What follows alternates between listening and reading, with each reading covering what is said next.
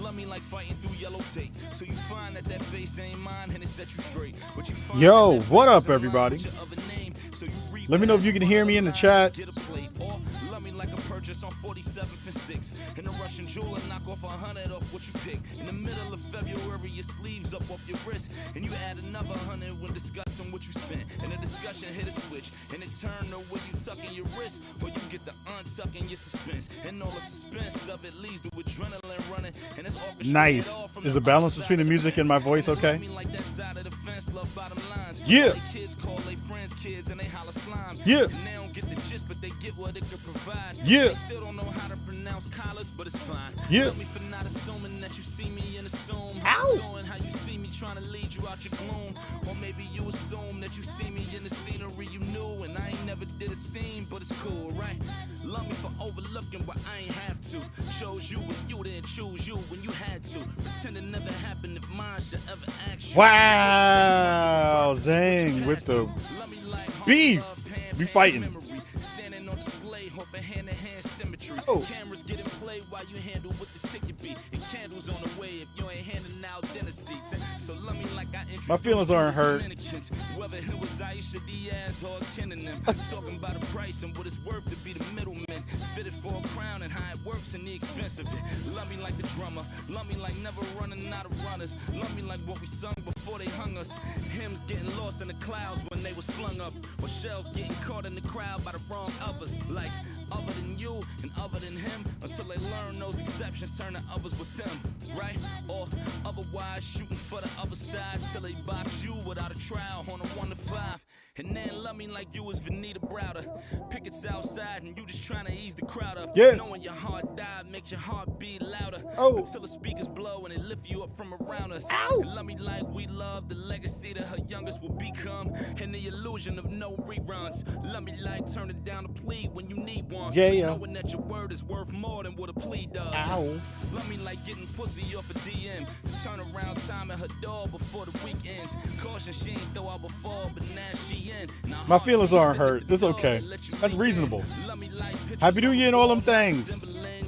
So the pictures on the wall start trembling. Ow. You got pictures for the wall that can fit. All right, let's see if the new setup holds up. I got a lot of things going. 88 threes, Nike Air Heels, dropping 220 to take away how fear feels. I'm 700. And the basement is cold as shit. For who bleeding, but this a hype we believe in. Love me like you're not understanding the hype of it, but you love it, so there ain't no one else who might love it. Or loving this is you understand, cause you was there when it was misunderstood at $100 a pair, yeah. Or love me like the moment that the Jakes leave, knowing that's another 24 with no steak greens. My man said his aim dirty, but his name clean. Tried to tell his mother the difference before the day leave. Told her love him for heavy chain that he wore, heavy serial number scratched, heavy tray in the drawer, heavy feeling she ever had when she awake to a call that he gone. It never happened, so don't blame the law. Oh, hey. Love me like Jada love Chic, love Styles, Oh. love LOX lovers all geeking through the crowd. Or love me like me at 14 geeking out. Or 20 years later still screaming who it's about, right? Love me like a J-Dub's dedication. Following they lead cause they seem to have better patience. You fear what you don't understand or levitate with. Oh. I say that with a pint in my hand, that's regulation. Love me like Yeah, no my doubt. son on the way when I see It's his cold charm. as hell in By here. the time you hear this, he'll be in Woo, my arms. boy. Same arms forever here where he belongs. It's the same arms that I'm a bear if you meet him home. Love me like all of the above in a bag. Singing fuck 'em all when you in love with a stash. Or singing fuck 'em all when you in love with a flag. Hey. Takes what you want or loves what you had. What Love up, is Top Shelf Gaming? What the deal be? Oh, we getting it in. Welcome. If you missed me, I missed you too. Getting things ready, getting the reps back in, getting it back into the space because I forgot what I was doing in the place. But excited to have y'all here. We rocking. Let's hope the PC holds up, does what it needs to do, doesn't freak out. I did a whole bunch of stuff trying to get all these graphics and all the stuff back together and all the stuff that was broken. And I got a pinched nerve in my neck. Oh, it hurt. But I'm excited to see y'all here rocking, whether you be on Twitch, whether you be on YouTube, whether you be on all that stuff. Checking this out on X. We gonna make it work. Oh, we got a lot of things to talk about this week while I get back into the swing of things. So I appreciate y'all showing up, showing through. Make sure to go subscribe to the podcast. All that good stuff right there. All right, let's do a show, baby. Let's get it in. Let's get it in. Spawnable is the premier podcast spotlighting people of color. Every week, we talk news, what we've been playing, and tell you who's invited to the cookout. Our show is all about talking about gaming through a prism of blackness because we are the culture. Welcome to Bukaka, y'all.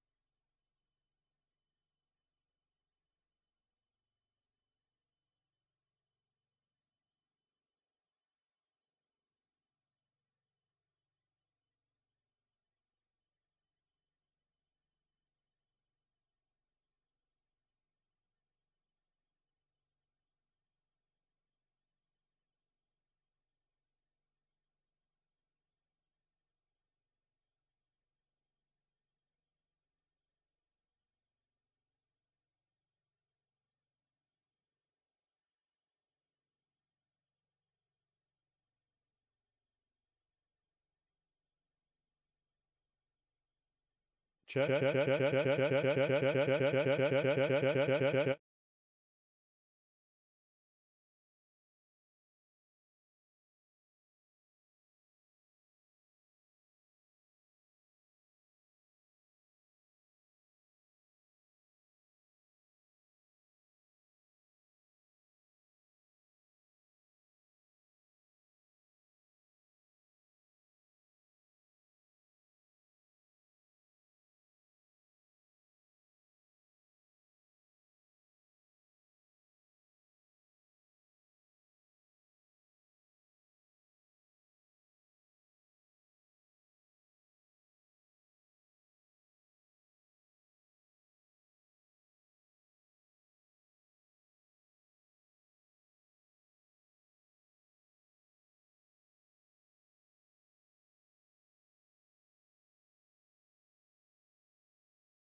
Hello. 1, 2. Check, check. Hello. Can you hear me now? Now can you hear me? Is it still being weird? Is it still being funky? Is it still being weird? Check, check, check. Hello, hello. 1, 2, 3, 4. 1, 1, 1, 2, 3, 1, 1, 2. 1, 1, 2. 1, 1, 1, 2. Super low. There you go. Is that better? Now let me know if it's too loud. Let me know if it's too low. I gotta check some settings because the settings are all funky. And it's doing weird stuff. Let me know if that's better. It's a slight echo. All right, hold on. Let me check something.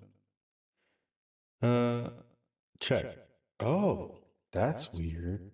Oh, snap. There is a weird echo. All right, this might hurt. This might hurt your ears. So please, let's see if this fixes it.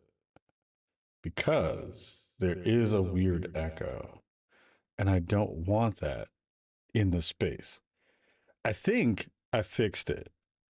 Did that fix it? Echo is gone? Okay. Tell me if my voice sounds okay currently. Sounds clean? Hey, I'm out of the cave. Yeah. Okay. Sounds good. I'm going to play the intro again because I want to see if this has an echo. Okay? Give me a 1 in the chat. Give me a 1 in the chat if you can hear me. It sounds like people can hear me. 1 in the chat. Okay. I'm going to play this over and see if this is still doing the weird thing that I don't want it to do. All right. I'm going to record this again. Start that record. And then 3, 2, 1. Spawnomy is the premier podcast spotlighting people of color. Every week, we talk news, what we've been playing, and tell you who's invited to the cookout. Our show is all about talking about gaming through a prism of blackness because we are the culture. Welcome to Chicago, y'all. Yo, welcome to the Spawnomy podcast with Khalif Adams. I'm your host, Khalif Adams. We are trying all the new things all at once, and we're doing it live because that's the way you got to do it when you're working in all the spaces and all the places that you have been in, all the spots that you have been and have gone to. Shout out to everybody in the chat. We are live here on X, Twitch, YouTube, in all the places that we go through to make all of the dopeness happen for all of you at home in the lovely land of Chicago. Welcome to 2026. Welcome to Black History Month. We are back and in full effect. It has been a minute. I have been in the trenches doing lots of things over the past couple of weeks, and I am so very happy to have brought all of you back to the fold, all of you back to Chicago, all of you back to our show, which we are in now, year 13 of the Spawn on Me podcast. That is a wild number to say out loud. Last year was number 12. Now we're in year 13. We are now coming up with a whole bunch of things into the mix for all of you at home. Shout out to everybody in the chat. Shout out to everybody who's listening in at home. You can check us out on all podcast platforms, Apple Podcasts, Spotify, YouTube, all the places where you get your dopeness in your earpieces. And we are, still a pretty decent video game podcast, making really fun things out in the world.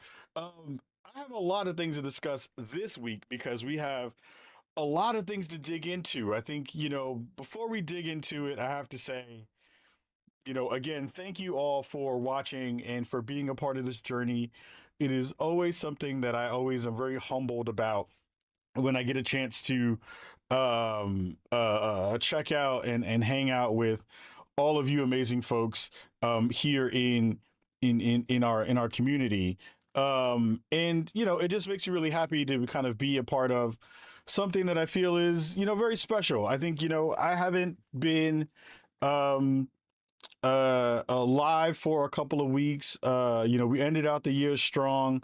And it took me a little bit to get back into the groove because of work and personal life and family stuff. And, I think as a content creator, you wind up getting into a rut.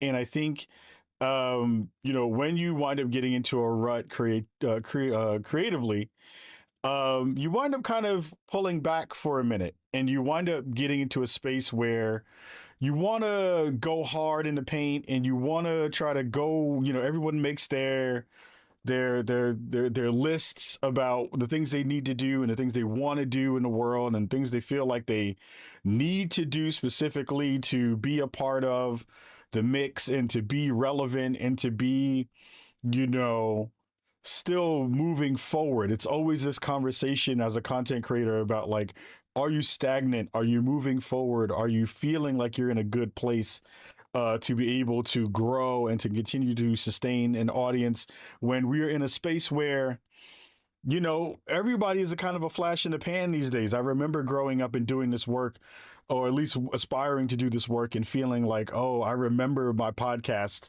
and being in a space where Giant Bomb was like the pinnacle of all of those things. Now we see there are multitudes of podcasts in the world. There are so many creators out in the space. There are so many people who are doing dope things that it really does become something where you have to take a moment and reassess and rethink about the strategy behind what you want to do and feeling like, you're still trying to keep not only the virtual lights on, but keeping the energy good in a space where the energy is not good. It has been a very hard year. It has been a very troubling year. We see wild things happening in the world around us. We see multiple people in high places. We see this administration doing some of the most evil things on the planet. We see, content creators expanding into spaces that are not good, who are using their voices for evil and using their voices for negativity and using their voices to demean and to put other people's down and to put people in spaces that are dangerous and not great. And I really want to just say thank you to all of you for being a part of this, which is supposed to be a place of happiness and a place where we talk about real things and a place where we talk about video games in a space that makes us happy and in a space that makes us feel together. And I think that to me is the most important way to think about what Spawnomy wants to continue to be for the world, what I want to be as a content creator, who I want to be in these visible spaces where there aren't a lot of people who look like me doing the work that we get a chance to do, even though the show has been alive for 13 years. I was and I'll talk about this a little bit in discussion for the beginning of the show, but I was at the DICE conference this year. Actually, last week I was in Vegas hanging out with a bunch of folks in Vegas who are part of the video game industry, and we were talking about what is it like to be continuing to do this work? And people are asking me all the time, like, what are my goals and what do I want to do? And, what does all this stuff mean? And somebody was like, well, how long you've been doing this? And I was like, I've been doing this in general, whether it be the Spawn Point blog, which then turned into the Spawn on Me podcast, for now 15 years. I've been in the video game industry, or at least adjacent to it, for 15 years, y'all. And that's a humbling thing. It is a really important thing to remember. And I want to say again, thank you. It's really dope to be able to see here and see faces and see people who have been here since day one, which is dope. Super cool. Not a lot of people get a chance to say that. A lot of people get a chance to say that they've had and built a community over that long of a period of time and have sustained it, have continued to grow with it, and have continued to see so many of you be a part of all of this, which is small in comparison to what other folks are doing. We're not Kind of Funny. We're not Min-Max. We're not Giant Bomb. We're not, Colin Moriarty's kind of thing. We are doing something very different, very special, and very niche here. So it means a lot for folks to roll through and come by on a random ass Monday and show up to say what's up and to say like Stu Jersey says, good to see you back. That means a lot. So I just want you all to know that I don't take that for granted. I appreciate you. I appreciate y'all. And it means wheels. I see what you said. Yeah, we're not. That's real. We are not that. But I do again want to say thank you. It means a lot. There may be some changes in 2026. There are some real significant changes to what I think Spawn on Me can be, to what I think Spawn on Me needs to be, to continue to be not only relevant, but to be fun.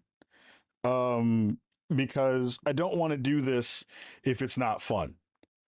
And if fun isn't the baseline of what this show is, and being honest and being truthful about who I am, what I feel, and what that means in a world where we're continuously seeing so many people have to be quieted and have their freedom of speech taken away, and their ability to be honest about the world that we see around us to be changed in a way that is fundamentally different than what I want and what I feel like this audience wants, then this show will cease to exist. I will pull the plug when that day happens, when I can't do this thing in the way I want to do it, and be honest about the world that we see. We cannot continue to see the world in a different lens than what it actually is, because the stakes are too high, the space is too tight, and what we need to do is continue to come together to be light in each other's lives and continue to be, I don't know,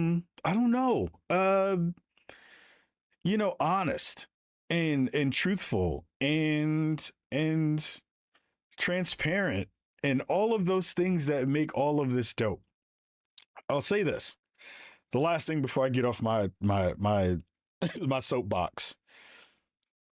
The content creator space has changed a lot in the past 13 years that I've been doing this.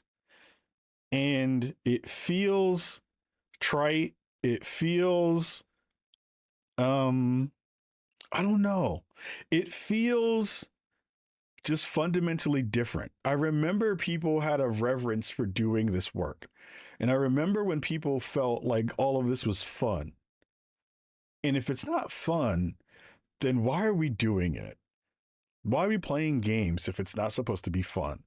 Why are we meeting in these spaces if it's not supposed to be fun? And I think, to me, the changes that you may see in our show going forward will remove me from some spaces, but it'll put me in another space that will hopefully be one in which you get to see even more of who I am as a human being and what I am as a creator. I've been thinking about that a lot. over the past couple of weeks, the past couple of months since the end of last year and moving into this one. And I think that'll be something that'll be fundamentally different. Some things that I'm batting around in my head because again, y'all a fam. Yo, what's good, Sonny? Is I've been thinking about moving the show to Patreon. That's been one thing that I've really been thinking about in a real tangible way. Because I don't like the algorithm anymore. The algorithm is terrible. I think y'all know me as a person who is really honest and doesn't want to ask people for their spare change to be able to keep the show going and doing those kinds of things. But outside of the potential monetary boon that we can gain from it, not only from a ability to kind of do the show the way I want, the ability to be creative in a way that doesn't feel like I need to front, and to do it in a way that's like, again, fun. I think every time I turn on YouTube or I turn on conversations or I see everyone doing this work, there's a lot of shucking and jiving that's going on out here that you will never see me do. I don't want to front to camera. I don't want to lie to my audience, but I feel constricted in a lot of different ways. And I want to have more expandable and extensions of who I am as a human being in the content that I want to do. So that may be a conversation that's coming up very, very soon. I'm trying to get things together just to see if it makes sense. And I want to be as black as I can in the spaces that I can. And you can't do that anymore in the algorithm. Your work will just get moved. It just won't be seen. It just won't be in a space where you can give your fullest, not only creative control ability to do what you want, but you know, there's a lot of fronting out here. Like, I don't want to be the dumbass that's on these YouTube videos making these goofy ass faces for thumbnails just so you can click on it. That's never been me. I don't want that to be me. I don't want that to be the content that I make. So it may be a little bit of a change, and it may be an ask of the community to see if they rock with us in that way and to rock with me in that way. And again, there's no obligation to do so if we do turn that switch on. But know that I'm being thoughtful about not only what that means for us as a community, but what does it mean for the work that I get a chance to do and for the things that I want to talk about that will potentially be behind a paywall. Of course, there'll still be free versions of it if we do it. The feeds won't change in that way, but what I want to do is some really special stuff behind the scenes that speak to the current state of the world, that speak to topics that I'm really excited to talk about that are not, related to gaming. And hopefully it'll bring all of us into a more honest and more reasonable space to do content in a world where everyone is trying to hook you. I don't want to hook you. I don't want this to be something where I have to make content that is 15 seconds long and then you have to jump on it in the first 3 seconds for the algorithm to capture you so that you can see it. I want it to be work that you will feel is important. I know that my audience is smart. I know my audience has an attention span longer than dirt.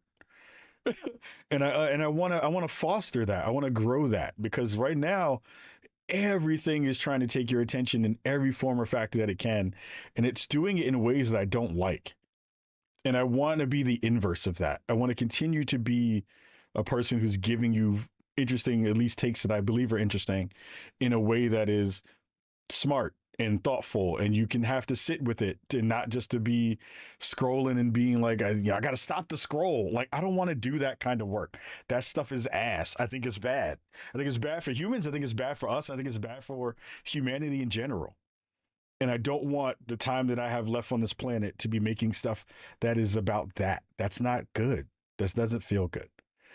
So I don't want that to feel dour. I don't want that to feel down. I don't want that to feel I don't want that to feel weird or funky in a way while we're starting a show where we're coming back to it in this way. But I do want to say that your time is valuable, and I appreciate that time that you spend with me. And I think that that means a lot in the grandest scheme. Like, you know, somebody was asking me the other day, they were like, what's the best part about your work? And I was like, I get to be real with real people. And that's dope. In a world where we don't get to do that, I want to do that. And I want to continue to do that. So with that being said, as I got through all of that without shedding a tear, to say thank you to everybody who's here in the chat, who I will give shout outs to in a bit. We're going to run into the first part of our conversation. And the first part of that conversation is all about Sony State of Play, but we're going to get into the 411.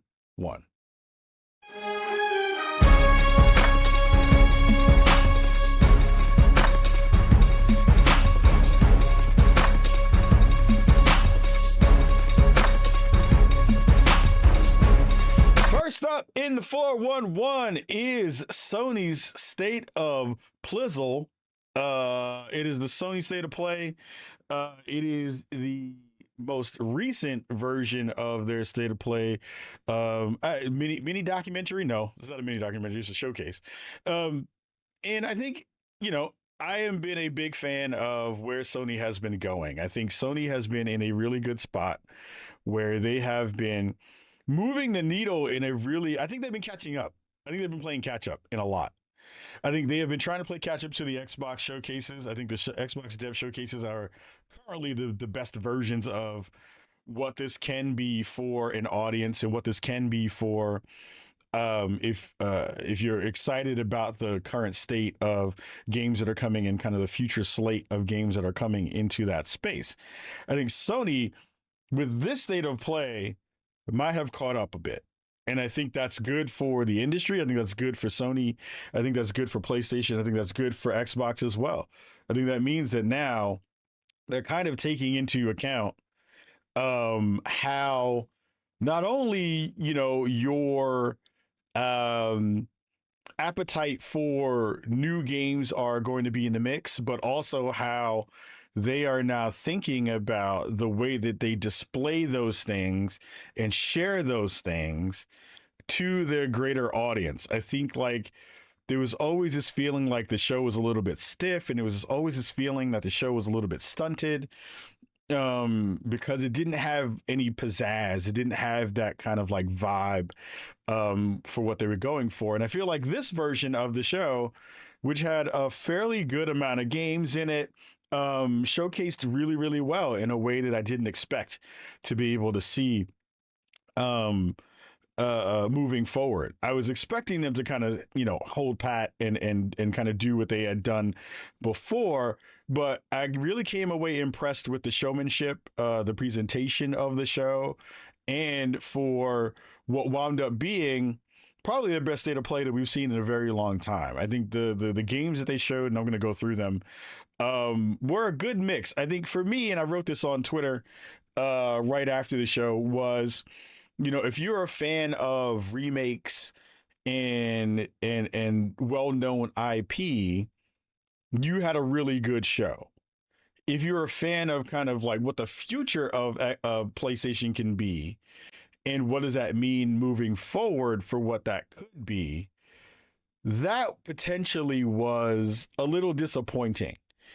And people got mad at me for saying it was a little bit disappointing by saying, oh, Kyle, why were you being so negative about the show? And I was like, I'm not being negative about it, but like for me personally, and I think this is a thing that I get on the internet a lot, is because I am at least have some visibility in the video game space, and you know, whether that's good or bad or whatever, people kind of tend to attach my opinions to this idea that I'm saying that my opinion is the overarching opinion for everybody. And that's not the case. My opinions about things are very, very singularly mine. I am not trying to persuade other people to think the way I am thinking about things, but I will comment on those things and say, like, here's what I'm feeling and vibing with about all of that stuff. And for me, I am always going to want new stuff. I always want the newest, latest, and greatest thing, whether that be technology, whether that be games, whether that be any of those things. I always want new. I always want it to feel like we are seeing something that we have not seen before, or we are engaging in something that feels like we are doing something different than what we had done prior. So for me, it's always going to be something where I'm looking for, what's that tangible new thing that's going to get me excited to be like, one, I spent my money in a good spot with the purchase that I'm making, and two, has me excited for the potential technology leap, or seeing that we're doing something different. Now being, almost 4 or 5 years into this particular generation. And I think that to me is extremely important. I want to see us shoot for the stars, even though I know that to a certain extent, we're going to not see a lot of things happen in this space now because of a lot of different reasons. That could be because of, tariffs. That can be because of, hardware differentiation. That could be because of the current state of fandom in a lot of those ways. But those parts don't necessarily mean that there are going to be those transitions or those kind of connections to the way games are made. But it does wind up giving the space a kind of, a different feel to it in a lot of those conversations. But I'm always shooting for new. I always want to see that real goodness stuff. So I think with the way that this particular year or this particular state of play went, it was a good balance. I think they did a really good job of showing you stuff that's coming really soon. We got a couple of glimpses on some stuff that was in the mix, but there was a fair amount of games in there that we knew were already coming if you had been paying attention. Some of that stuff was really, really cool, and some of that stuff was, I was like, okay, we already know what that is. So I'm going to run down and give some kind of thumbs up, thumbs downs on some of the stuff that I saw and things that I'm actually excited for versus some of the stuff that is, is just kind of okay for me. So we got another look at First Light from 007, which I'm very excited for, very hyped for that. I'm dying to see more of that particular game. I think that game is going to be brilliant, and I think that thing is going to be fire in a lot of different ways. I'm very excited for that. So that's going to be very cool. Hyped as heck for 007. I think that game is going to be dope. For Loop is a different game in that mix. I don't know if For Loop is going to make it. I don't want to say that out loud. It's too early. It could be really fun. It could be a blast in a lot of different ways. But I also feel like it may be a little rough. It may be a little funky. It may be a little weird in a lot of different ways. I want it to not be that way, but I also feel like I don't know, kids. It could be a little weird.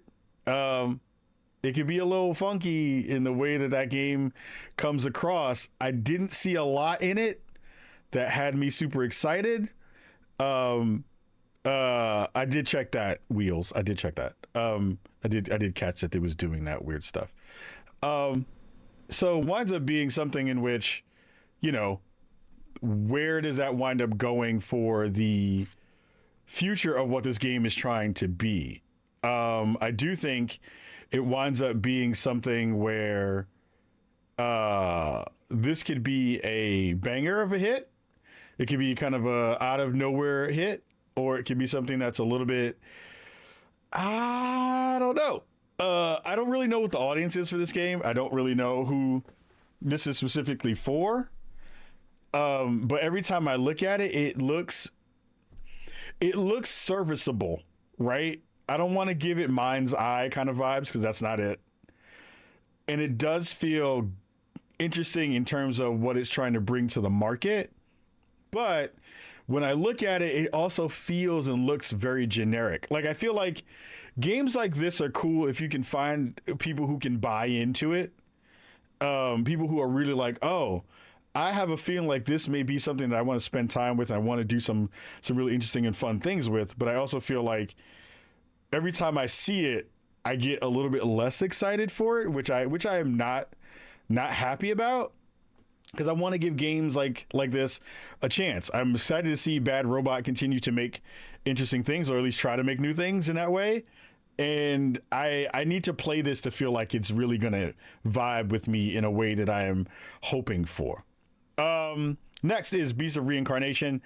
We've seen that before. I think that game looks really pretty and is really beautiful. I think that game looks really, really dope. Brigadine Abyss. That is not my vibe. I if you're into that kind of game, that's cool. I'm not really into the kind of fantasy RPG space in that way. Shout out to Cam Hawkins who loves that thing. That's his jam in a big way. I think he's really, really excited for that thing. Probably I was not really vibing with it, but it could be something that's cool. So we'll see where that winds up going. I do have hope that we'll see more kinds of games like that in the mix. So we'll see how that goes. Castlevania Belmont's Curse.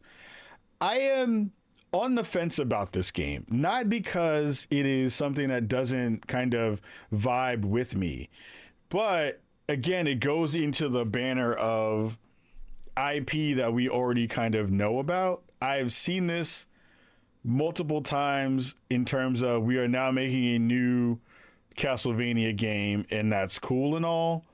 But I also am like, I want more stuff that's in those spaces or in that kind of vein, but not attached to an older IP. And maybe I'm asking for too much. Maybe I'm asking for a bit too much in that respect of, well, man, if this is really going to be, you know, a new Castlevania game, what does that mean for, you know, a kind of proper Castlevania game in those ways? I think I'm happy to see them trying to continue to stay in the sweet spot for what this game is going to wind up being. I think this is a game in which we've seen, you know, the art style look very, very kind of revamped and cool and more up to date and more, you know, more modern in those ways. I think that's really, really cool. You know, I agree with folks in chat, like love Dead Cells, folks from Motion Twin. You know, they have a pedigree that we've already known to be on point and to be extremely cool. So I'm excited for that in a grand way. Like, I think that's going to be very cool. So I think that's going to be good. I just wish it was a little bit different. I wished and hoped that it was going to be something different in a way that got me excited right off the bat. Like, you know, you give me a good Castlevania game and that's cool, but like, I kind of want a 3D version of it. I want a different version of that game that feels special. Now the game that I am really, really excited for is Control Resonant. Control Resonant, they showed that thing when they first popped it out, and I was like, man, this game looks good. I want this thing so bad.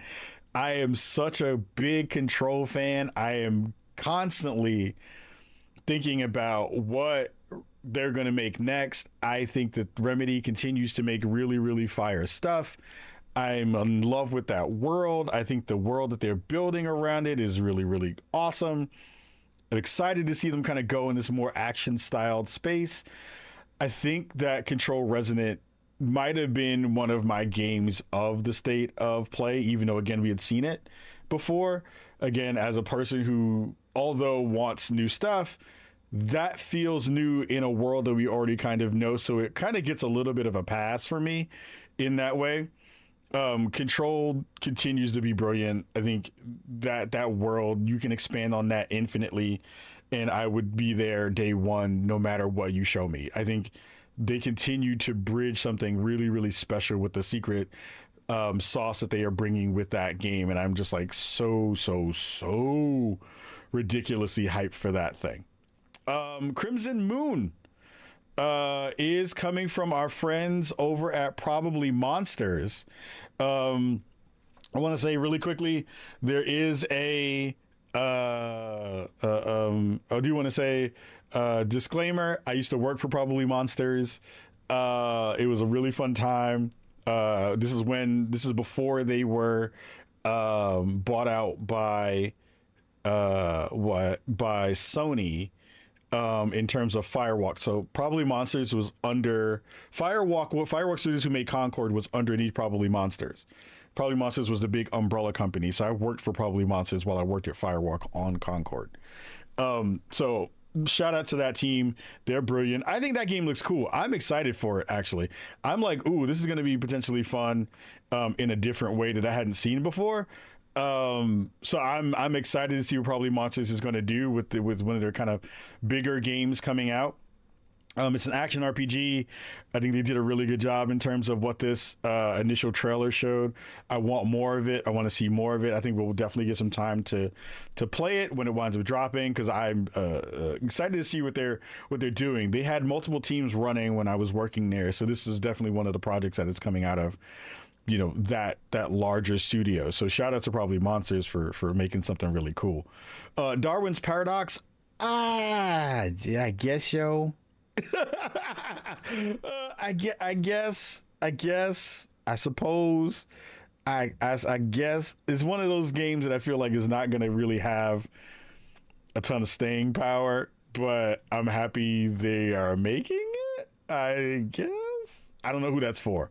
I'm trying to figure out what that's actually going to wind up being when we get a chance to play it, because it didn't really hype me for much of it, but this did. Dead or Alive 6, the last round.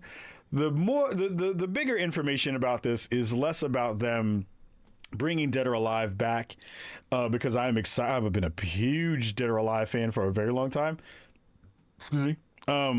But the fact that it was announced that there is a new Dead or Alive in development, that to me is the best news coming out of that part of State of Play, because I am a big Dead or Alive fan, big fighting game fan, and holy crap, I am so hyped for getting to be back in that world in a way that we hadn't seen again.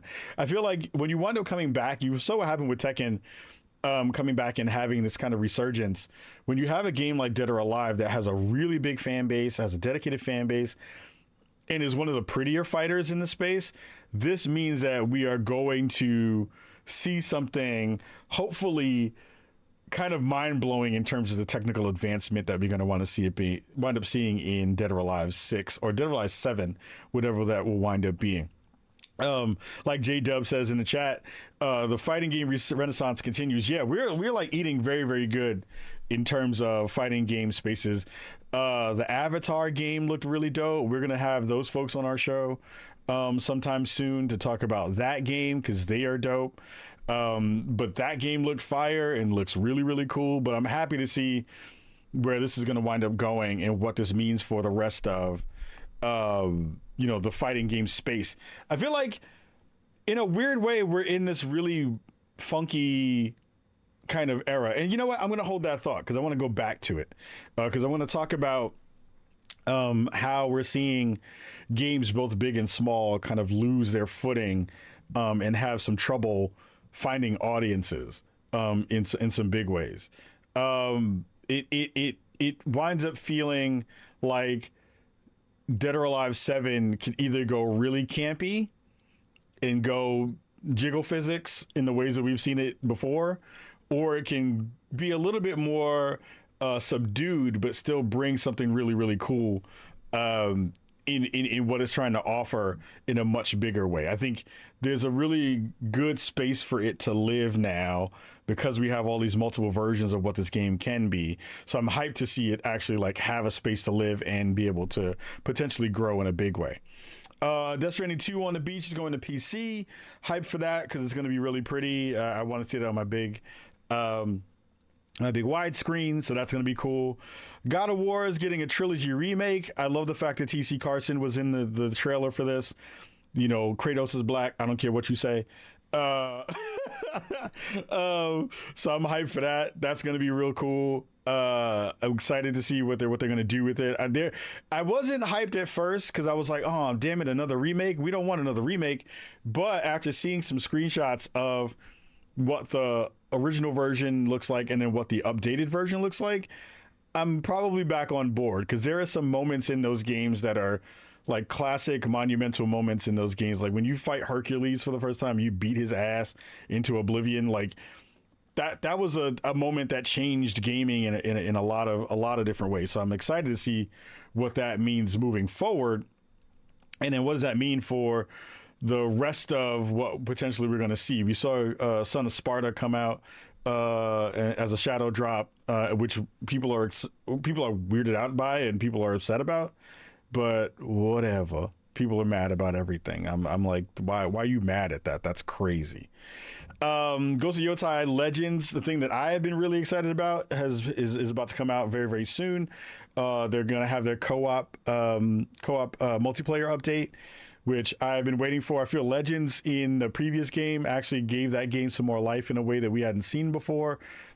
So this will reinvigorate Yotai in a lot of different ways.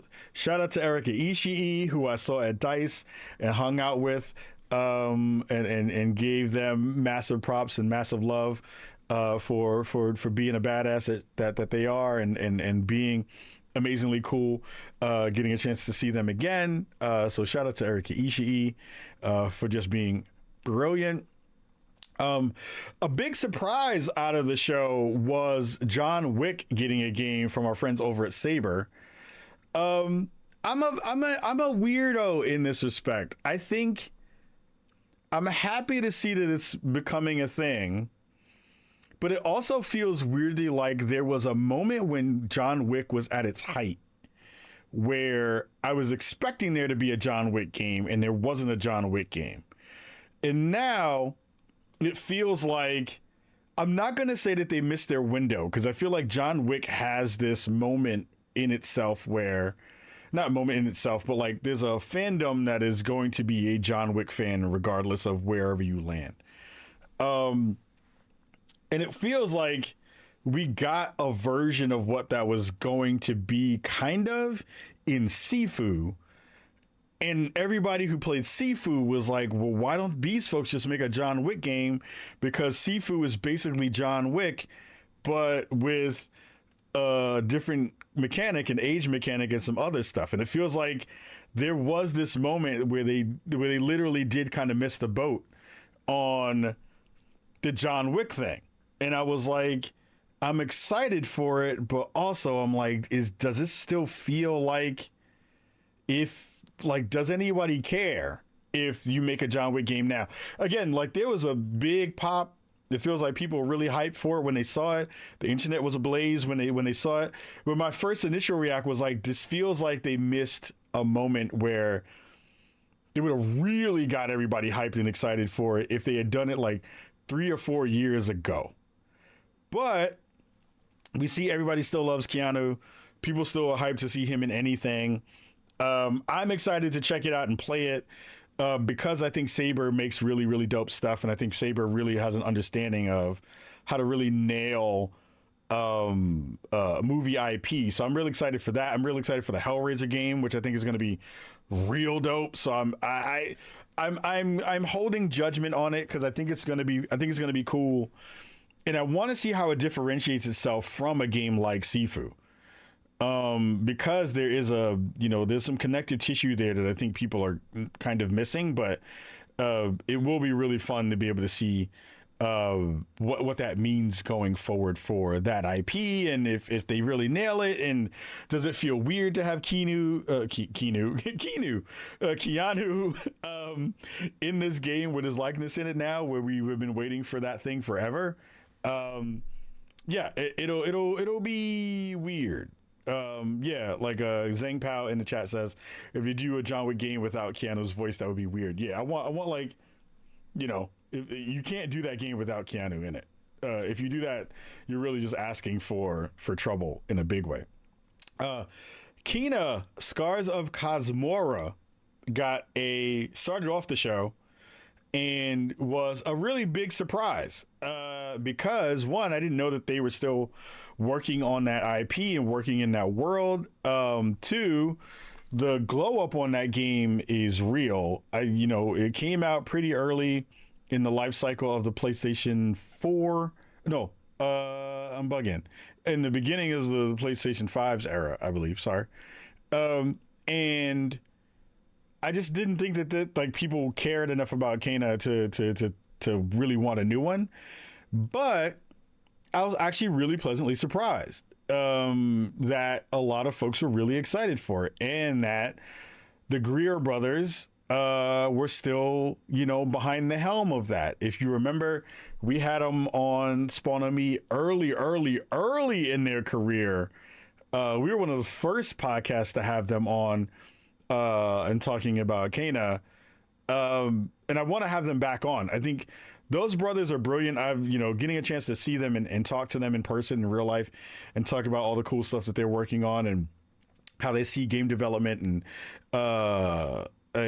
all of those pieces there. I can't remember if it was on PS4 or if it was PS5. I can't remember. My brain shot. But seeing that they are continuing to grow, continuing to be developers in this space who are building something very special, and to see just how far technologically that world has come is a really cool thing to see. I'm excited more to be able to talk to them and see like what was the experience now kind of being, in the state of play and having people be so excited for it. And being really, really ready for it to kind of come to market and be hyped for it. That's cool. Like, I love the fact that that's a thing where we're seeing developers grow in this space and continue to get better at their craft. So I'm excited for Kana. I think that's going to be really, really fun. Legacy of Kain, this falls into the why category for me. I understand that people love Legacy of Kain. I understand that people were hyped for Legacy of Kain. Shout out to Tamor over at GameSpot, who was hyped for Legacy of Kain. I think Legacy of Kain is a fun game. I don't know if I would have put it in a state of play. I don't know if I would say that I'm excited for it because, again, it's an old IP that is like in the mix. I'm like, all right, I get that you're here and that's cool, but I'm not hyped for it in that way. It'll be fun for the people who like it, and it'll be in that space. Marathon got an extended look at during the show. You have no idea how excited I am for Marathon. I am a Marathon stan. I've been a Marathon stan from the beginning, from the first beta, understanding what that the art is going to wind up being, the new art, because they got some trouble with the old art. The world that they're building, the world building that they're doing, the way they're telling story through the game, and the way they're doing all of those pieces. I am so hyped for this game. I'm dying to play this game. I'm already recruiting people to play this game with me. I already had a couple of people who I played with over, the beta when they dropped it. I'm already bugging them to be like, yo, we about to do this thing in a couple of weeks. The server slam is happening very, very soon, and the game will be out in early March. So I am done. I'm ready. I want all of Marathon. I want all of the little centibite non-weird worms in my face. I want all the bleeding out bodies. I want all the stuff. There was a good stream that happened, a live stream with some prominent streamers kind of showcasing the game, which I think they did a fairly good job of. I am ready for that game. I'm ready for that game. There are some evil people in the chat. If you're watching the video version of this, there are some terrible people who can't cook, who just jumped into the room. People who don't play video games and don't play with their friends. But that's a whole nother conversation for another time. We're gonna go and talk about Marvel Token Fighting Souls getting the X-Men, a full roster of the X-Men. I'm already sold on this game. If you've not watched it, the Tag Fighter looks gorgeous. My homie Wolverine is in that bad boy now. It looks really, really dope. It looks extremely good. I'm really hyped for what that thing is after getting a chance to play the demo of that. So I'm super excited for that. Metal Gear Solid Collection Volume 2. We'll get Metal Gear Solid 4 and Peace Walker in it. Another remake in that mix. I'm excited to play 4 again a little bit, kind of, sort of, maybe. I think that game is cool. I want to get my camouflage on in that way. Mina the Hollower, I kind of don't care. It looks cool. It looks cute. Neva the Prologue. I love Neva. That game looks cool. And what that's going to wind up being. Pragmata. We've talked about that game on the show before after getting a demo at Summer Games Fest. So excited for that. Project Windless, which I think is weird because it has a big ass fighting chicken in it. It looks like a Dynasty Warriors game that is, it's like where Winds meet West meets Dynasty Warriors. I think it looks okay. It feels like a big hack and slash, but it's an open world action RPG. I think it looks okay. I'll have to spend some time with it. I think it's cute that they went into that form of fashion with it, and they're building something there. I don't know if it's going to meet and cut the mustard for me as a game that I'm going to be like, oh my God, I want to spend 50 hours in this thing. But I like the fact that people are making stuff in this space that feels different again, and could be really interesting. I don't know where it's going to land in the grand scheme of titles for the year, but happy that they're doing it and happy that they're making it. Rayman 30th Anniversary, I don't care. Resident Evil Requiem looks fantastic. I can't say more than that because reasons that I can't say on a podcast currently because of timing and space and stuff. But Resident Evil Requiem looks amazing and awesome. So excited for that in those ways. So hype for that. Rev Noir. New JRPG. JRPGs aren't my jam, but it looks cool. Saros looked actually a lot better. I was sold on Saros before, and I was ready for it to be a thing that I'm excited to play. I think they really showed even more of it and showed more of the dynamics in that game, which I think is going to be the thing that separates it from previous games kind of in that genre. I do think that this game is going to be a banger and a half. I think Rahul Cooley, again, as the main protagonist, shout out to Rahul, who's amazing, both in-game and in real life. That game is going to be really cool. I think that Housemarque continues to make games that I want. I do also want Housemarque to make something different. I think they continuously made stuff that is in that vein, and I feel like I don't want to see another game like this coming out of that studio after this. I'm excited for it, but I'm in that space where I'm like, please make new stuff. I want new things. But Saros is going to be really, really good. I think that game is going to be fantastic. Silent Hill Townfall. Silent Hill is black. Silent Hill got black people in it. I don't know how you put black people in horror games and well, here's the thing.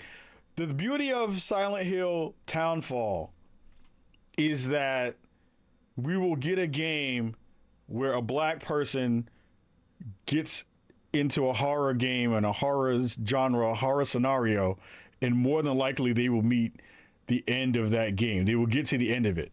Thank you. Yay. Congratulations, black people living in horror movies and horror games and not dying in the first 15 seconds like the stereotype and like the trope always happens.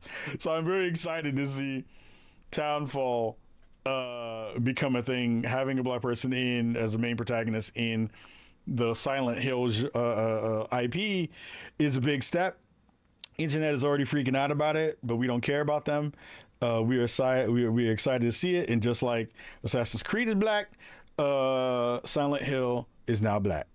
So I just hope that they really like do the brother justice. I hope they had some consultants. I hope they had some folks on there in that space who are like, all right, we can't have him doing weird stuff in the time frame that he's supposed to be in. Star Wars Galactic Racer. I'm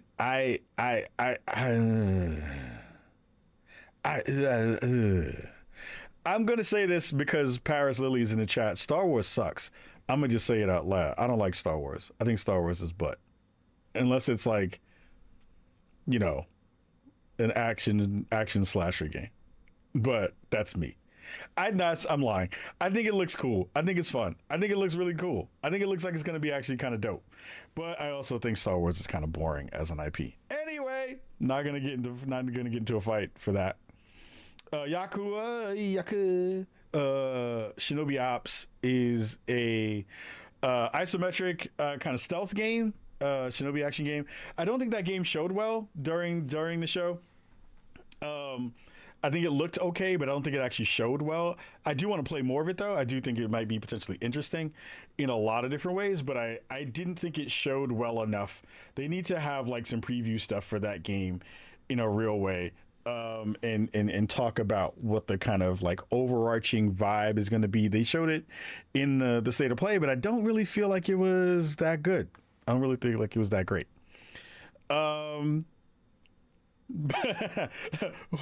Wheels in the chat, shout out to Wheels, says, am I wrong about my take on Star Wars? No. But he says, but do I like the opinion? Also no.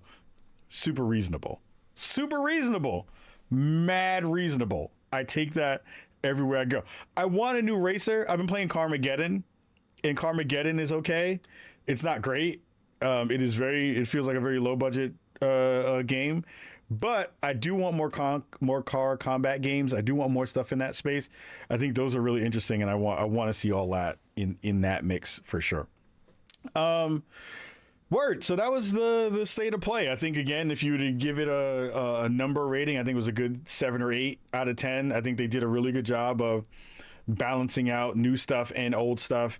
It made me excited for some of the pieces that are already in the mix and kind of coming to the space, while also being like, man, I want to see what the future of PlayStation is going to be. I know we're not going to get stuff until, the discussions around, PlayStation 6. And I guess I can jump into that part of the conversation real fast, because Bloomberg announced that we probably will see some delays on the PlayStation side of things due to hikes in RAM pricing and things like that.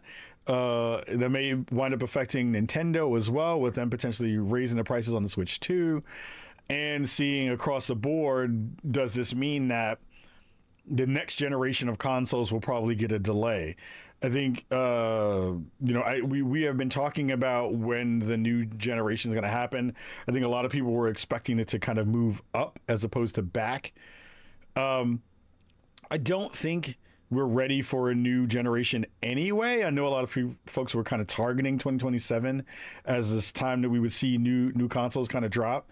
Now we're seeing that potentially even move out to 2028, which I think would also be fine. I think, if you ask most folks right now, are they playing, games to the fullest capacity of what these pieces of hardware can do? I think the answer is still no. I think you wind up still seeing, as we've seen and have been true to form before, that the end of the generation is where you see everything get the extra level of polish and extra levels of goodies that we wind up seeing in those places. But it won't be something until, it was actually kind of weird because we already jumped a couple of different versions of this, right?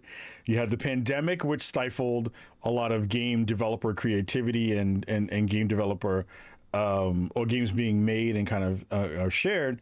You had a big issue in the silicon space a couple years ago, where silicon was really hard to kind of come by, and you were seeing a lot of issues with hardware being made in those spaces.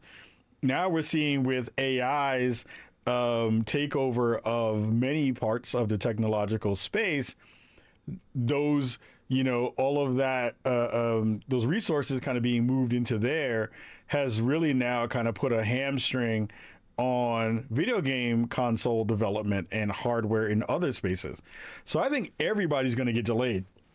I think everybody's hardware is going to wind up having to move out of the current window into a different one. And then we'll see what that winds up being. SSD prices right now are crazy. RAM prices are nuts.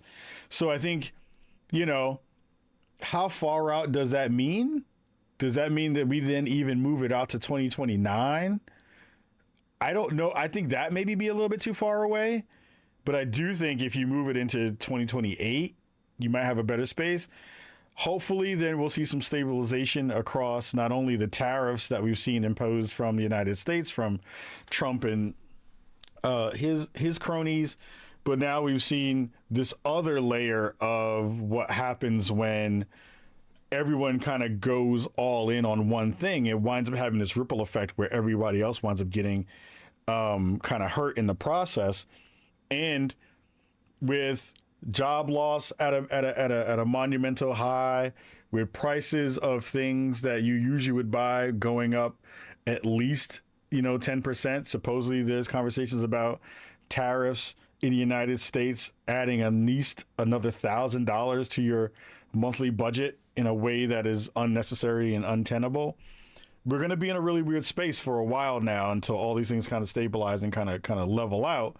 But video games are going to be a very hard hit space with not only developers losing their jobs, but also now the games that you make being more expensive. All the things that kind of take you out of the vibe of, you know, trying to kind of remove you from the world in those ways, trying to give you that outlet to distract you about the world. Even those are going to be kind of hit hard in the ways that we have seen the potential ways that things are coming down the pipe in that way. So it feels like you kind of have to go buy your stuff now if you're going to get it, because who knows what it looks like even 6 months down the line or beginning of the next year or the end of this year when we see the kind of holiday space grow. I think that we're in a good spot, you know, from a technological perspective. I think games still have a good way to go in terms of optimization. We still haven't really hit 60 frames in a good, consistent way, especially even on hardware that's supposed to be able to do that, like the PlayStation 5 Pro and the Xbox Series X. We see it in some spaces, but not fully actually coming into a space where we're just getting exactly what the generation promised us from that standpoint, which is still a kind of disappointing revelation, is that we're still trying to play catch up to the beginning of the generation in a lot of different ways, which is weird to say out loud, thinking about it in those ways. So that's a very weird space.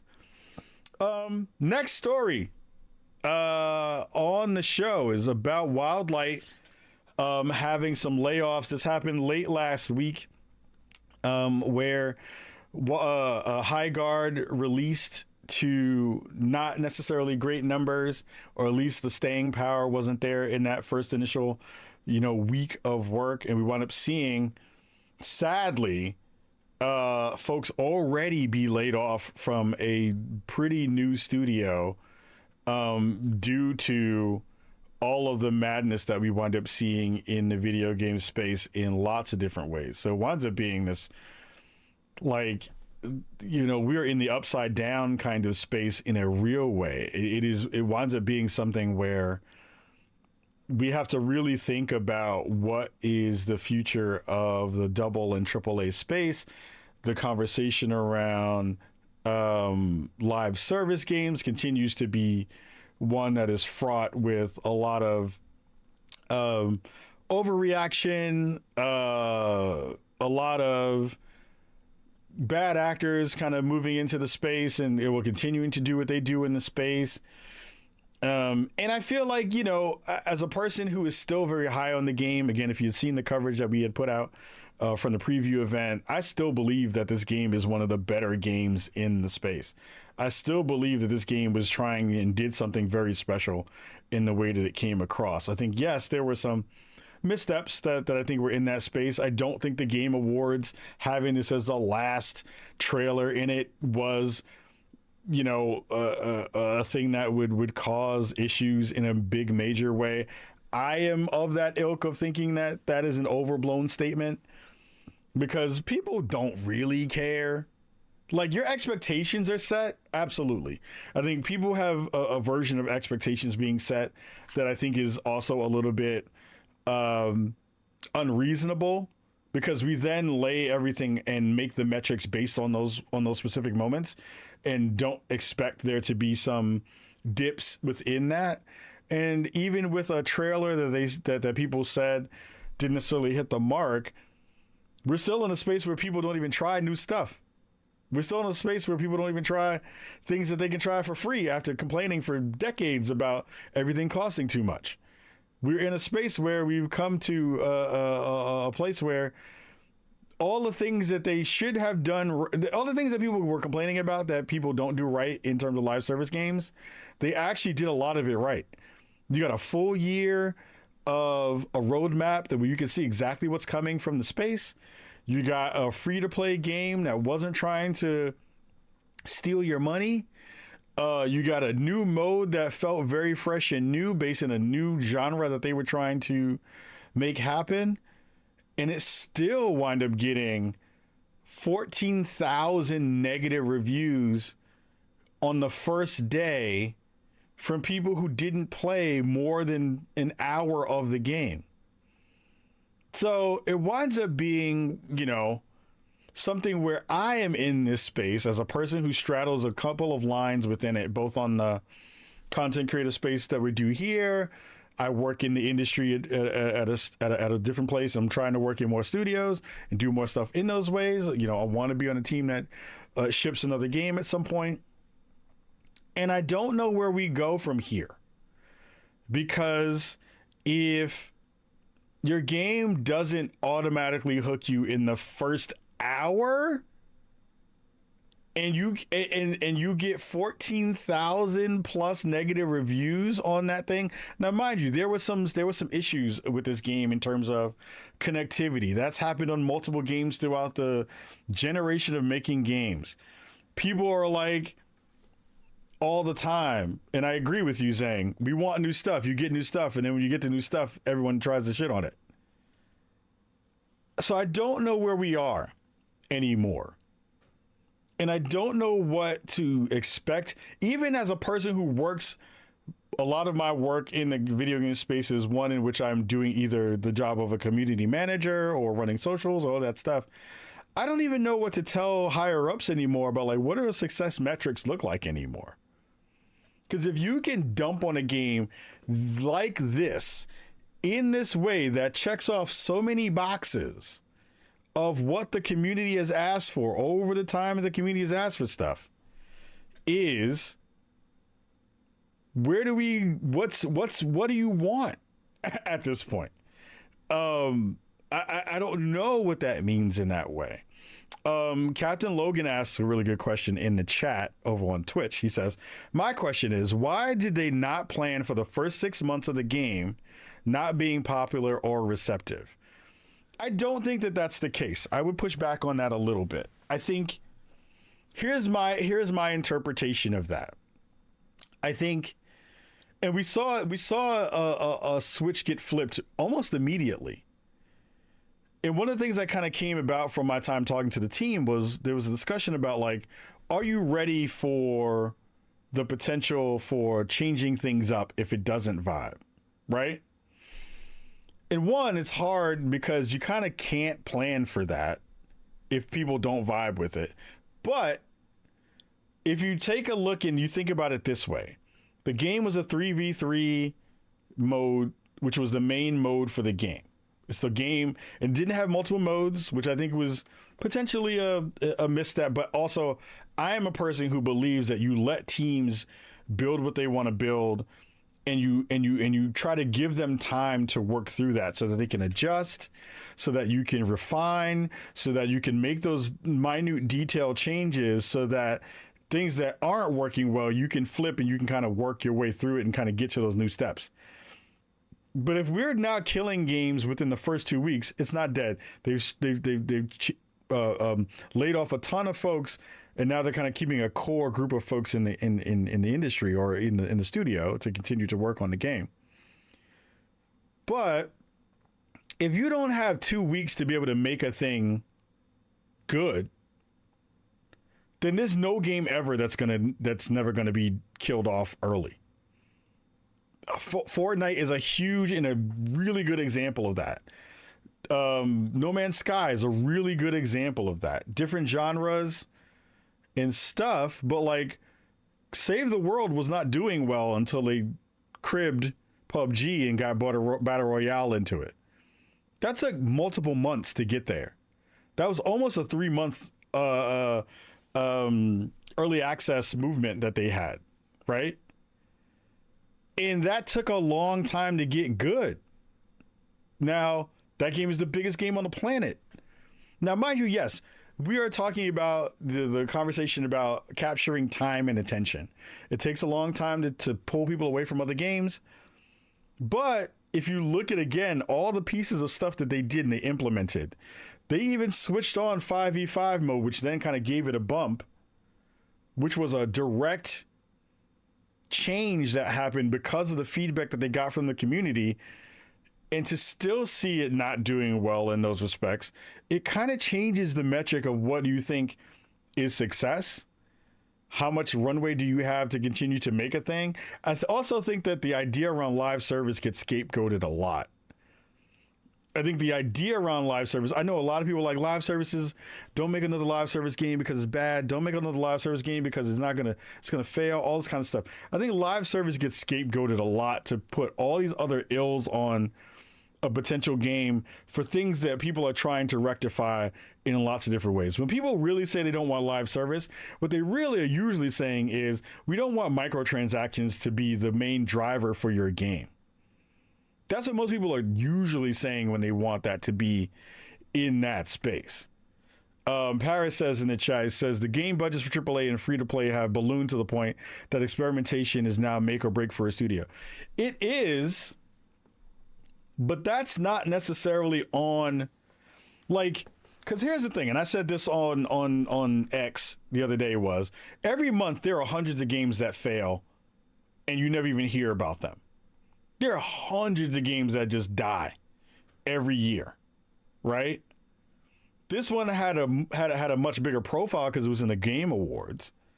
And even if you put this game in the middle of the Game Awards, I don't think that would have changed anything, because you would have still had the same people who were mad about the wokeness of it, and it looks generic and it doesn't have anything interesting going for it. Even after having the ability to go play it and try it out, still crapped on it after having that small amount of time, right? Even if it's AAA, even if it's like AAA, the idea that AAA budgets are super big is understood and reasonable. We all understand that. We know that people are trying to shrink that down into a much smaller space so that the risk factor is less for the people who are making it in the studio.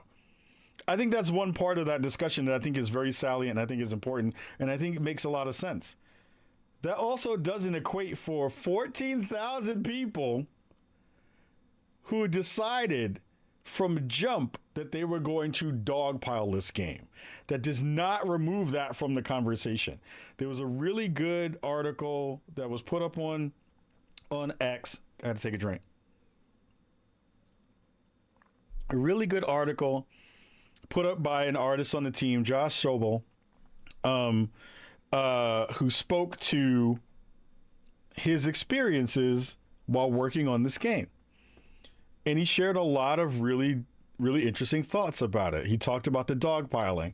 He talked about the pieces of, you know, being in the Game Awards and where that landed it and kind of how that kind of changed the perception of it and all those pieces of it.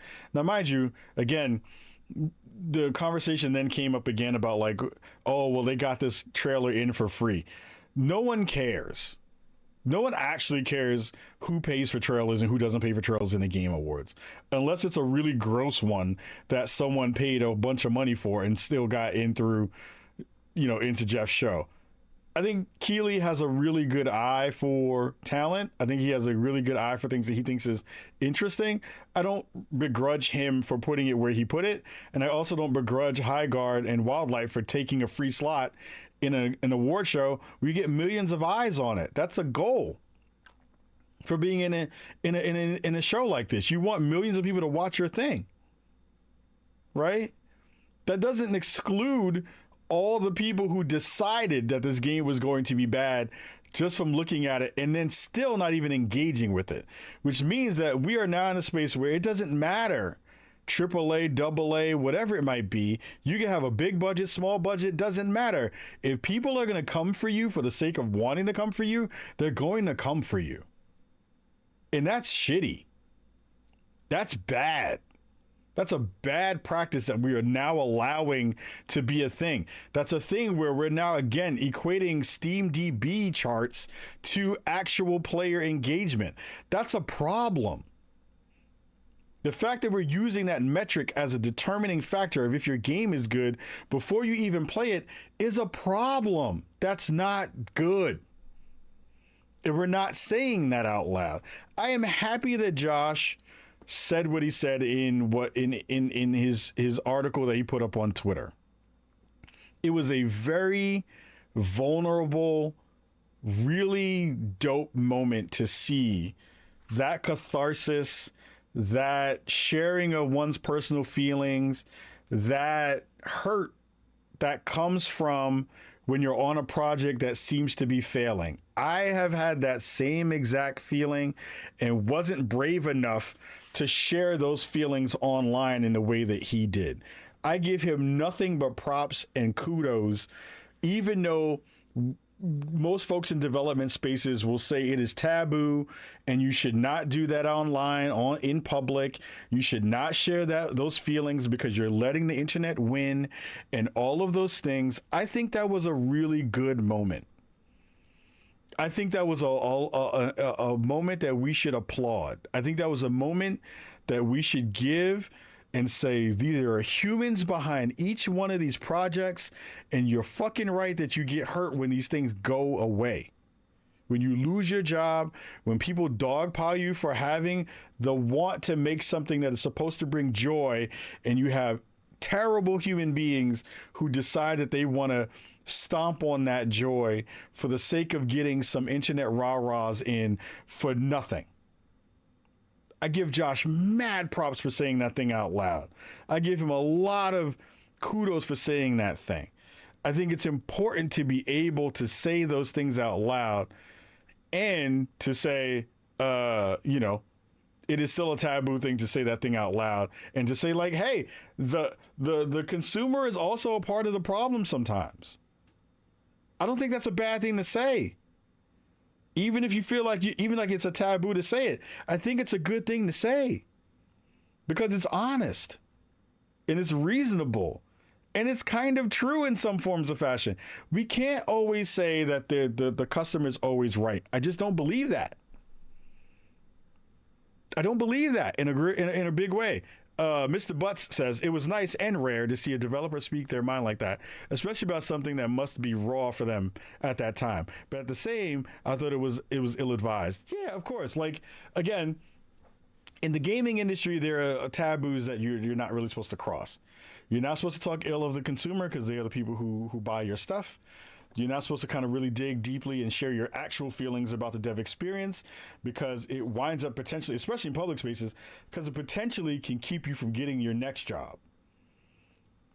Saying the thing out loud is a problem only if it's talking about employability. If you're a human being, then you should be like, yo, I feel that way too. Especially if you're in the fraternity and sorority of game dev. These are conversations that happen behind the scenes all the time. They hardly ever happen in public spaces. And that's the reason why they don't happen in public spaces, because people are like, the industry is small. I want to be able to work again. And I want to feel like I can go to places and go feel like I am not looked at as a pariah because I said a thing that is not supposed to be said out loud. But that was a real good moment. And he had pieces in that article that were totally on point. So I just want to say, wherever you are, Josh, massive love to you for what that is. I don't think that was a bad thing. Sure, you could be like the timing was bad. Sure, you could be like you're not supposed to put that on Front Street. Sure, you could say all those things are in that space. And there was a raw moment of emotion that some people are like, you keep that for private spaces. But I applaud that, man. Like, it's not because,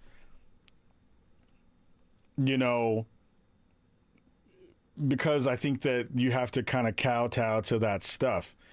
But like, we also saw the grossness that came out of that, and we continue to duck our heads and put our heads in the sand while also being like, you're developer, you're supposed to just take this and eat it and then disappear once people come for you in these ways. Now, mind you, you can never beat the internet. The internet always wins.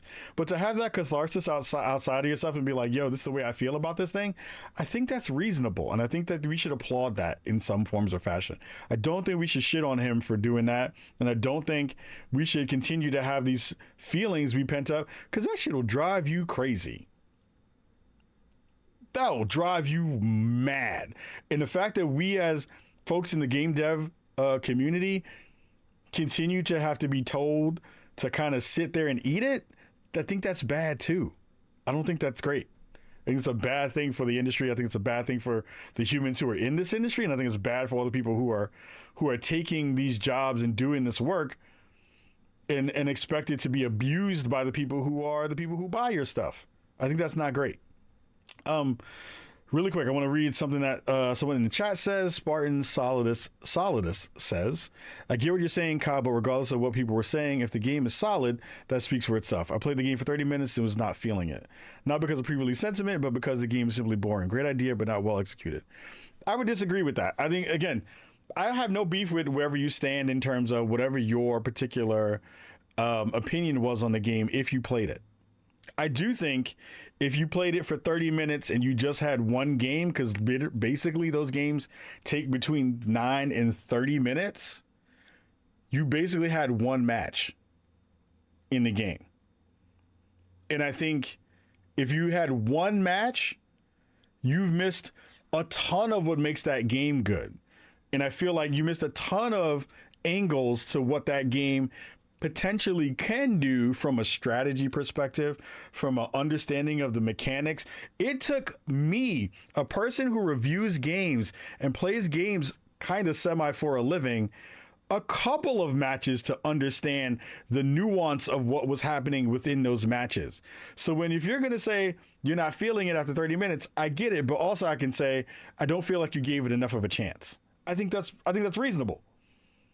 I think it's a reasonable balance in that discussion to be like, we should be giving spaces chances, especially when this game is tactically smarter than most of the shooters that we've seen out in the space right now.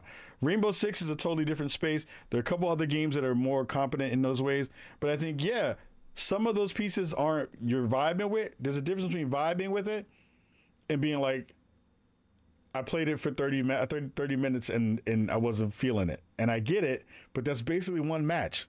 I get it. I want to switch gears a bit for the last part of the conversation, because I feel like this also kind of speaks to a discussion point that dovetails out of that. So I was at DICE last week, this past weekend. And hanging out with a lot of developers, talking to them about some of these things. And again, DICE is a really interesting space because we don't really talk about, as a person from the press, we're not sharing information that comes out of that conference, because it is a well-known kind of unsaid rule is this is for developers. This is for folks who would kind of come to talk about business, talk about the state of the space, and do that in a way where we're not looking for the soundbite. We're not looking to share every conversation that went there. So I was there for multiple reasons. One, I'm trying to pitch Spawnies to people because I want to bring the award show back. Two, I'm always looking for opportunities to do more work in the space. I'd freelance to do a bunch of other stuff in the space. Three, I wanted to find the temperature of the room for the industry right now, because it speaks to what just happened in those conversations. Like, mind you, the layoffs happened while folks were at DICE during this moment, when we had already seen developers at Riot get laid off for 2XKO. Then you had HIGHGUARD developers get laid off across all the other layoffs we've seen in the industry over the past couple of years, et cetera, et cetera, et cetera, et cetera. So I was there trying to poke people to figure, like, one, what's funding look like these days? Because the big conversation point was AAA is too expensive, and this is the reason why we see all these dev studios go down and the risks are too high. And to a man, the conversation that I heard and was discussed around that was, we're in a really hard time for funding. And I was like, well, what does that mean? Right? So I talked to developers who are at various levels of their developer career, folks who are fairly new, folks who are kind of mid-level, had shipped a game or two, folks who had been veterans of the game for a while, shipped many games. And to a man, each one of those groups were like, they're only funding the kind of really beginning parts of it, at least where we're thinking about the folks who usually have big buckets of money or buckets of money to be able to do this stuff, or the kind of end part. Your game is basically done and we want to get you over the finish line. So what does that mean in the grand scheme. And mind you, I am not an economist. I have only worked in the gaming industry in a very small capacity in what I get a chance to do. I am not seeing these contracts. I am not making these deals. I am not working in biz dev. Those are different layers of the company, of the conversation that actually see how budgets work in this space. But what was telling was everyone is having trouble getting the games made that they want to get made. So that dovetails back into that conversation about, like, what are we going to see in the next couple of years when we are now having these moments happen? Have a huge developer like Riot fold on 2XKO to a certain extent. HIGHGUARD, which is Wildlight, which is a studio that was trying to get out of the grips of working at the AAA space, being independent, doing that kind of work so that they can have a sustainable potential space to make games in the ways that they want. Both very different. Both had big layoffs in the past week. And what does that mean for the games that we get a chance to play? Because the big conversation is then all about risk. It's all about, well, we can't spend that money because that's going to be risky. That means we're going to get iterative games that are going to wind up being the same kinds of games, and we're going to get remakes, and we're going to get the same kinds of experiences over and over and over and over again. And what does that mean when you have people review bombing everything without playing it? What does that mean if you have budgets that won't get made, or games that won't get made because of budget? We're going to get the same things over and over and over again. You can't. Because one of the questions I asked was, all right, cool. So we look at the video game space, and if players are saying what they have been wanting for the same, for over the past couple of years, you can't price things at a premium price. You can't price things at $40 because people don't want that. You can't go free to play because people don't want that because they think microtransactions are going to be in there. Shout out to Mr. Butts. Thank you for the subscription as I talk about money. So what does that mean for you as a consumer and as a player?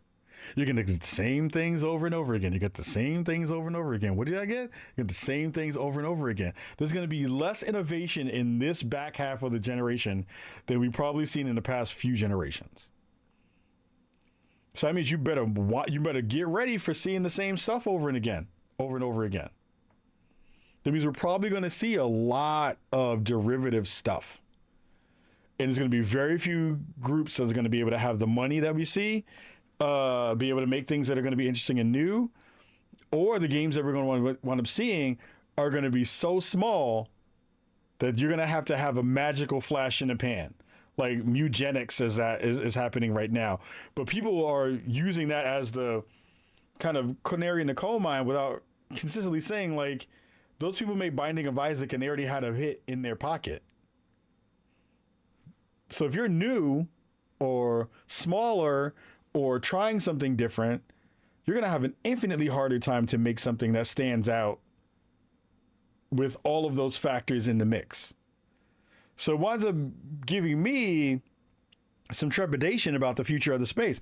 And there were definitely some folks that I spoke to that really did talk about that. If a small group of people decide to want to tank your game, they kind of can now. So what does that mean? That's bad. That's an unprecedented thing. It used to be something where, you had a little bit of runway. You could kind of figure it out. You can kind of, work your way to that 1.5 version, 2.0 version of your game. We have too many games and we have too many opinions in those games without trying stuff. I want people to be able to make what they want, and I want consumers to be able to voice what they want because you're spending your hard-earned money. But we have to look at the way that those metrics are being used against developers also. That's not a good move for anybody involved. That winds up hurting players more than anybody else. Because, again, if a game that's trying something new can't live past 2 weeks, what do you want? Where are you going to go? What are you going to make? You're just going to fold yourself and try to go work at a big studio again? Some people don't want to do that anymore. And to remind you, those are like very disparate spaces that are only in certain geographic regions around the world and around the country. You got to pick up your whole family if you want to stay in games and be able to go move to the west or the east coast in mostly the west coast. Midwest is kind of starting to kind of, you know, get some ground there, but like that means you have to take your whole family again and go like move somewhere else if you still want to stay in the video game industry, because anybody can just tank your thing by putting up negative reviews and being like, oh, this is woke, or oh, I played a match and a half and I hate it. So it's a lot of space right here. Captain Logan says 33% of people will hate this thing, 32% will love it, and 30% won't care. Yeah, again, like I worry about the space in that way where we've equated people who won't engage with a thing with people who actually will spend time to pull the nuance out and to share good feedback with a team so that they can potentially grow and fix it. It feels like we're out of that space right now, and we're never going back. It feels like that genie is no longer has the ability to be put back in that bottle. So that being said, I hope, and my charge to you as Spawn on Me fans and as fans of video games is give really constructive feedback to teams. Really try to take a minute and dig a little bit and, you know, don't go straight reptilian brain on everything, right? And I know that there's a space where people are like, well, I don't give a shit who makes what I make it good, and that's all I care about. Understand that that's dope, but when those things no longer exist and you don't have more people who are willing to stay in those spaces to make cool stuff, what are you going to do about that? You're going to wind up losing out in the long run because of that obstinance in that way. So I say, you know, be a little bit thoughtful, be a little bit kinder. There are good ways to be able to vent out that frustration about things not being in the ways that you want. But also, if we're talking about free-to-play games, like, again, it's free. You don't have to crap on it. You don't have to play it. And it'll do what it does. It'll either grow or won't. But I feel like that happens across the board with everything now. We're so fast to dump on things in the worst possible ways that we're just going to dump on everything and dump it into oblivion and then be in a really bad spot for us as consumers, because those things just won't get made anymore. No one is going to take risk anymore if we continue to go down this route. And that's going to be a problematic thing for everyone involved. Anyway, thank you all for hanging out for this episode of Spawn on Me.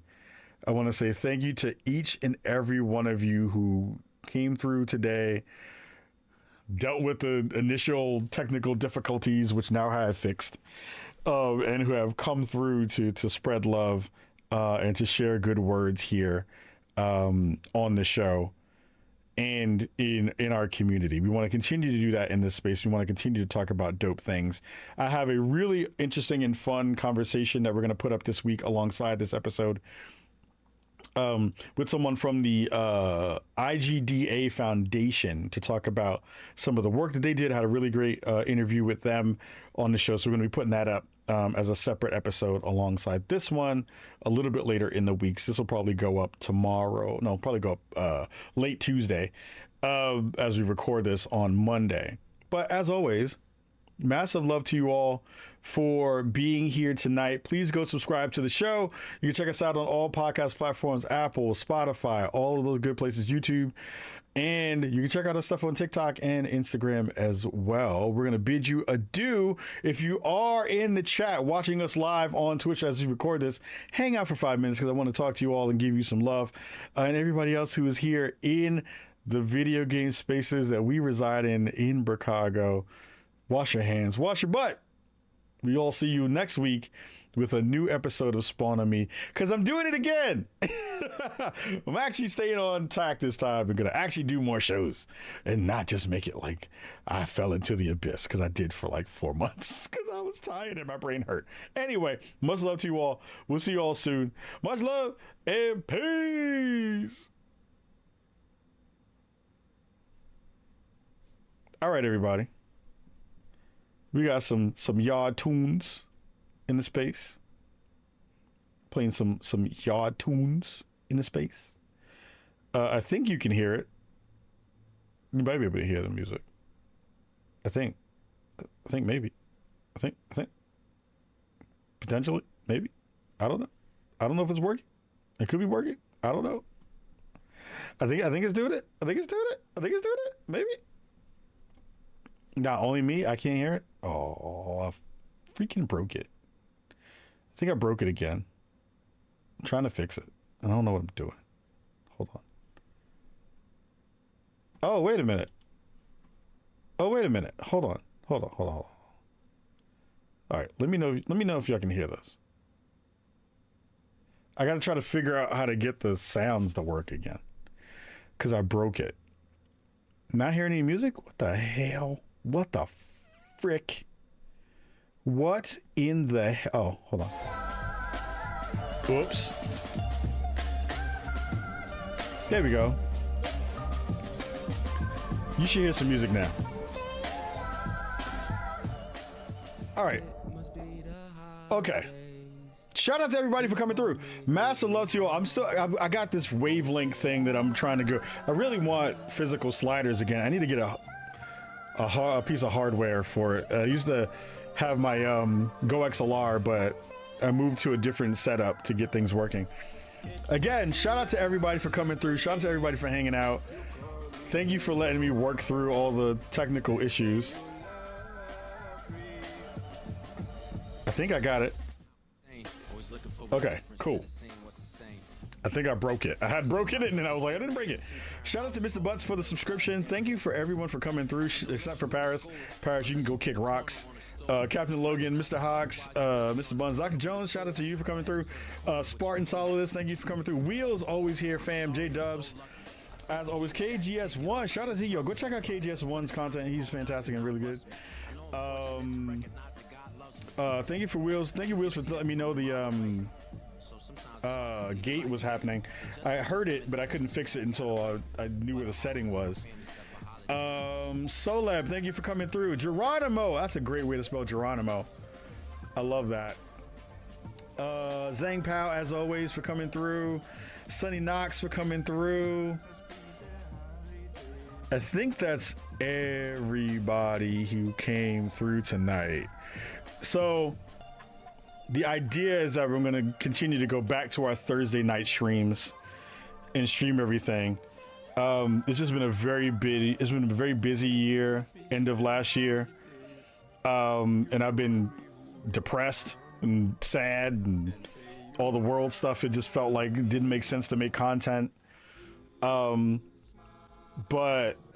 I'm excited to dig into some really stuff. When I was talking about, you know, the ideas of what I wanted to do moving forward, that's real. I'm just trying to figure out what's the best way to do it that feels good for me and feels good for all of you at home, to feel like it's worth your time and your effort and potentially your money if you want to rock with it. But a thing that I'm really excited about, if I can get this and nail it, is I may be able to figure a way that I can play music in our show. And I know you're wondering, like, why does that even matter? But like, if I can play, so like, folks who have been here from the beginning of Spawn on Me, if you remember in our early episodes, there was music in the episodes. We had music breaks in our episodes. And for me, I think in terms of music. Music is the way I think about creativity. It's the way I think about making content. And I want to bring some of that back into the show, but playing licensed music is always something that you're not supposed to do, because you can't, you know, you got to pay for that and you got to make sure you're paying artists and all that stuff, which I want to do at every juncture that I can. But the avenues for doing that aren't really good, and you get a really crappy selection of music that's like not licensed actual stuff. Like if I want to play the Roots on an episode, I can't. And I want to figure out a way to do that, and I might have found a way to do that. And if we do go to Spotify, a part of the portion of that will go to financing that. Because I remember Spawn on Me was supposed to be like video game discussion, but like college radio. So like think about us having these discussions and having this stuff and then having some dope music in the background would be the foundation for what that is. So it's a part of that kind of conversation and what that looks like moving forward, and I will keep you abreast of what that looks like moving forward. But I'm excited for what it is with some other content that is both gaming and not gaming related that we can get some really dope stuff on. So again, thank you all for coming by tonight. Thank you so much for being a part of the community. Thank you for returning. It means a lot. I thought, you know, you always think as a person making stuff that everyone is going to be gone if you take a long break, but the break was needed. I was about to lose my mind for a minute. So having all of you here means a lot. And I'm gonna go get some food because I'm starving. I gotta get some food in my belly. Hopefully not stuff that Paris made, because I do want to see the next episode of the show. Much love to you all. Have a wonderful rest of your night. We'll see you Thursday with more Spawn on Me. And keep me honest. If I mess it up and I fuck it up, let me know. Word. Love you too, Wheels. All right, y'all. Peace. We're going to talk a little bit in a little bit. I'll see you in a minute. Peace.